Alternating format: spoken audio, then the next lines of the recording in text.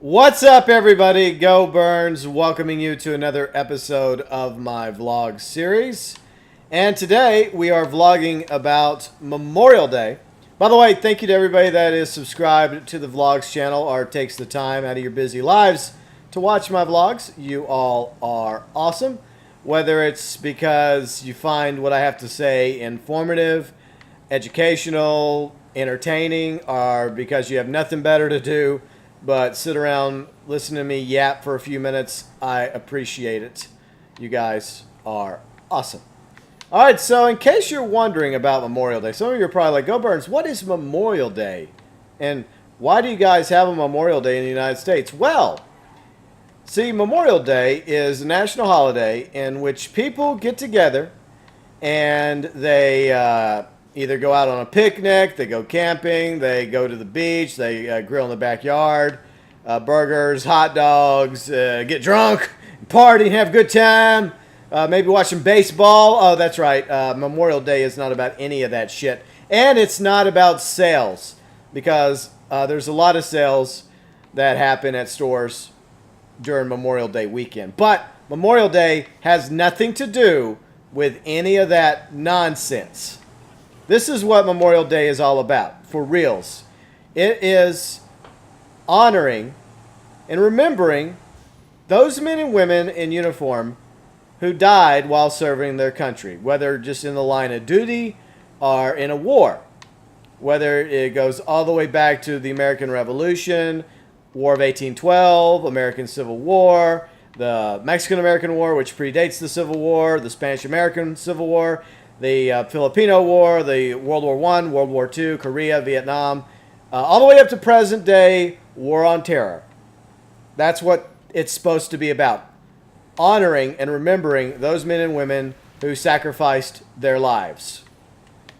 And look, I am not pro-war. Maybe when I was younger, growing up in East Texas and Louisiana, which is very conservative, I was kind of like, America, kind of like that.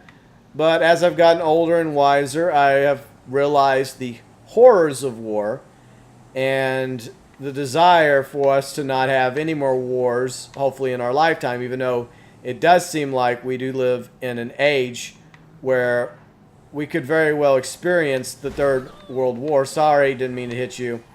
My bad. So, yeah, I fear that we may be on the precipice of potentially a third global conflict. It could happen. Hopefully not. I would like to see cooler heads prevail and for all nations to live in peace. But unfortunately, we don't have that. Now, historically, in the U.S., the Memorial Day was not one holiday. It was actually two holidays, but eventually merged into one national holiday. It was following the end of the American Civil War, which was one of the worst wars in our American history, in which over 600,000 people lost their lives. And we're still dealing with the ramifications and the scars from that conflict even over 100 years later. And in the North, they had their own version of Memorial Day, honoring Union soldiers that died. And in the South, during Reconstruction and even the years after Reconstruction, there were memorials done for the soldiers that died fighting for the Confederacy in the American Civil War. And I don't think it was until the early 20th century when it became an official national holiday, which is Memorial Day. And we honor all American soldiers, even those that fought on opposing sides in the American Civil War who fought and died, in the hopes that we remember those lives that were lost in all these wars and realize the heavy price and toll that's been paid throughout all these conflicts in the so-called good wars like World War II and a lot of the bad wars. And unfortunately, yeah, we seem to become one-sided when it comes to remembering those that died, say, in Vietnam. The death toll on the American side was around, 60,000, including one of my uncles who I never got to meet. He died in Vietnam. But on the other side, I'm sure millions of people died, in Vietnam on both sides in Vietnam. You know, those fighting for the North, those fighting for South Vietnam. You know, countless lives lost in all these wars. In the war on terror in Iraq, a lot of people died in Iraq. A lot of people were displaced because of that invasion. And I would say it's an example of a bad war that just made things even worse in the Middle East. It left a vacancy, and it allowed ISIS to grow and flourish. And you see how much worse that region is because of ISIS and because of us going in there. But I'm not talking about one specific war, because we could go, you know, for hours discussing each one if we do that. What I'm talking about is the fact that some people tend to forget why we have certain holidays, like Memorial Day. And, yep, you got a little close there, a little close. So, yeah, it bothers me because there seems to be a lot of war hawks in my country, regular citizens, even people in government who are quick to send everyone's sons and daughters off to fight, everyone's brothers and sisters off to fight in these wars. But nope, they won't go off and fight. Of course not. They don't want to see their kids go off and fight. Well, some of them don't have a problem with it, but others do because they're hypocrites. But it's all about, I don't know. I mean, I consider myself to be a proud American, but an American whose eyes are wide open. I'm not wearing rose-colored glasses. I see our history, the good stuff, the bad stuff, the ideas and principles of freedom and liberty, but also the fact that, you know, not everybody was free upon the foundation of this country. Now, we've come a long ways since the founding of our republic. You know, we abolished slavery. Women have equality as well, equal voting rights and citizenship. Jim Crow laws and segregation are a thing of the past. Hopefully they'll remain a thing of the past. Oh, shit. Okay. So one of the hard things about driving around in this Jeep, it's a very top-heavy vehicle, and it is very easy to roll over. But since it's a Jeep, you know, it's kind of militarized looking. That's why I'm driving it in this vlog. Kind of going with the whole theme of, you know, Memorial Day, even though it obviously doesn't have any military colors to it. So, yeah, I mean, it's sad that we still have wars in our time. It's sad that we cannot find ways to learn to coexist as a species and live in peace. And maybe one day we'll get to that point. I don't know if we ever will or not. I fear that the worst is going to happen before, you know, we're able to even realize the error of our ways. And unfortunately, human conflict is nothing new. It's been around since the dawning of our civilization. I'm sure the earliest of tribes, you know, started warring against each other early on. And, you know, that led on to civilizations, ancient empires clashing all the way up to the modern days. And it's a shame. It's one of those things about humanity that I just shake my head at. But at the same time, I don't think that we can blame the men and women in uniform for the wars. And that's the problem.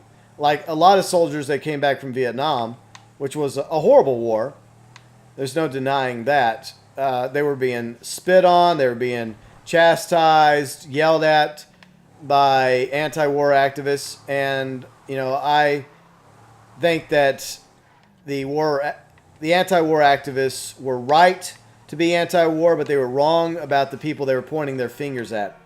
These young men and women who, most of them probably didn't really have much of a say in it because of the draft, and they weren't the ones that declared war. They're not the ones that, you know, made the decisions. They weren't part of the upper echelon of the government. So, you know, I think sometimes we focus our anger on the wrong groups of people instead of looking up the ladder to blame those who are really responsible for war, such as, you know, presidents, elected officials who are warmongers, as well as the military-industrial complex. Now, you're probably asking yourself, well, what's the military-industrial complex, Go Burns? Well, I'm glad you asked. President Dwight D. Eisenhower, in his final address, warned the nation about the military industrial complex. And what it is military corporations, businesses that profit off of war. You don't have tanks, you don't have jets, you don't have helicopters, you don't have bombs and missiles and guns without war, because it's a supply and demand situation. Without the war, then there isn't much of a demand for, warships, or fighter jets, or attack helicopters, or any of that other stuff. And so there are reasons other than the usual talking points of freedom and liberty that compel nations to go to war against each other. And a lot of it has to do with, unfortunately, the military-industrial complex. And other reasons is resources. And that's something that's probably been a big driving force for a very, very long time.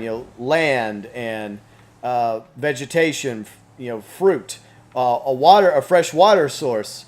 And, fast forwarding to modern times with oil. Oil is a major driving force in countries going to war against each other, because obviously oil fuels the modern world. Trucks, vehicles, planes, boats, almost everything depends upon oil now. Even though there are alternative fuel sources, like natural gas, solar power. Some things are still in the earliest of development. Others, you could say have been suppressed intentionally because of big oil. But getting back on topic, so there's always multiple reasons why countries go to war. And there's also the propaganda of, getting people to believe other reasons why we go off to fight. Oh, because we have to defend our freedom. We have to defend our liberty. Instead, we could do that by simply just, bolstering our defenses and not invading other countries that did nothing to us, creating a vacuum, causing a reaction, cause and effect, action, reaction. And eventually, those countries wanting to get revenge against us down the road, causing a lot of blowback, similar to what happened in Iran when the Shah was overthrown. I mean, when the Mossadegh was overthrown and the Shah was installed. And then later on, the Shah was overthrown by the Islamic Revolution in Iran. So, yeah, all this does have consequences and can eventually come back to bite us on our asses. And so, when it comes to Memorial Day, I think that it's a good holiday, because we need to be reminded about the fact that these men and women that put on the uniform, whether by choice or they're drafted or they feel obligated by patriotism, nationalism, by friends and family, because of the parts of the country they live in, to go off and serve their country, or because they had no choice, because a lot of people serve in the military because of opportunity. You get out of high school and you come from a poor family or lower middle class family, and they don't exactly have the money to put you through college. And the military recruiters come along and they say, hey, you come sign up, you serve 4 years, or you serve a certain number of years, and you'll get taken care of. You'll get all this and that, and we'll pay for your college, blah, blah, blah, blah, blah. But they never talk about the reality that, there's always the possibility that you may end up being sent off to fight in a war, like in Afghanistan or maybe North Korea, and you may never come back. So, unfortunately, yeah, there's always a lot of driving forces at work in order to keep the war machine roaring. And yes, sometimes, war is unfortunately justified when other measures have been exhausted, when any other means is non-negotiable, when you try to have peace, when you try to bring people to the table and you have an enemy hell-bent on your destruction or invading you or attacking you, and you have no choice. but to go off and fight. But if you're being antagonistic and you're poking and prodding, a snake, and they bite you, then why is it the snake's fault for biting you? You went up to the snake, you started something, and now you feel justified in going and killing a bunch of snakes that did nothing to you. I mean, yes, you have terrible despotic leaders like Kim Jong-un in North Korea, who's doing some questionable things. But is a war against North Korea really the answer? I don't know. And unfortunately, I'm not in that position to make a judgment call. But I feel like that a lot of it has to do with the same reasons I just talked about. It's not just about protecting South Korea or freedom and liberty and that sort of jargon. I think a lot of it does have to do with the fact that the economy sucks. We're trillions of dollars in debt, and war is a good way to get countries out of debt. It's a good way to get people employed, not just in the capacity of filling up the military with soldiers and sailors and airmen, airwomen, fighter pilots, bombardiers, etc. But you also need factories. It would mean new factories being constructed across the country with new tanks and fighter planes and new weapons of war being built, which would mean more jobs, yes, but at the same time, it would also put us dangerously closer to a third global conflict. And because of the fact that a lot of the superpowers now have nuclear weapons, the Third World War could be the last war we ever fought. So a lot goes through my mind whenever I think of Memorial Day, and it has nothing to do, like I said, with me going and getting a nice juicy burger, even though I wouldn't mind a nice juicy burger because it's been a while. And to be honest, I'm getting kind of tired of eating salads like 5 or 6 days a week. It gets tiresome. It gets frustrating. Just like with everything else going on in the world, right? But I just wish more people wouldn't use it as an excuse to party, to carry on, to get together and have a good time. Because it's not about that. It's not about these sales that are going on at various stores. And sometimes I feel like these holidays lose their meaning.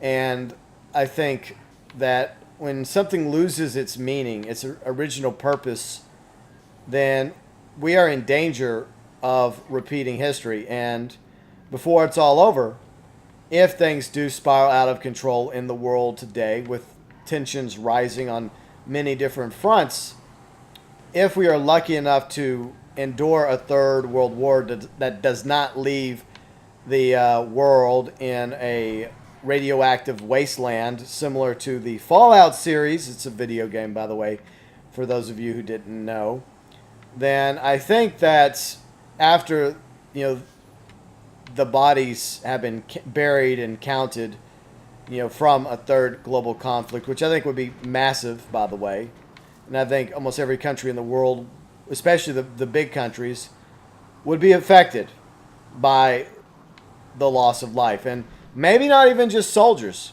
Maybe innocent citizens would be caught in the middle.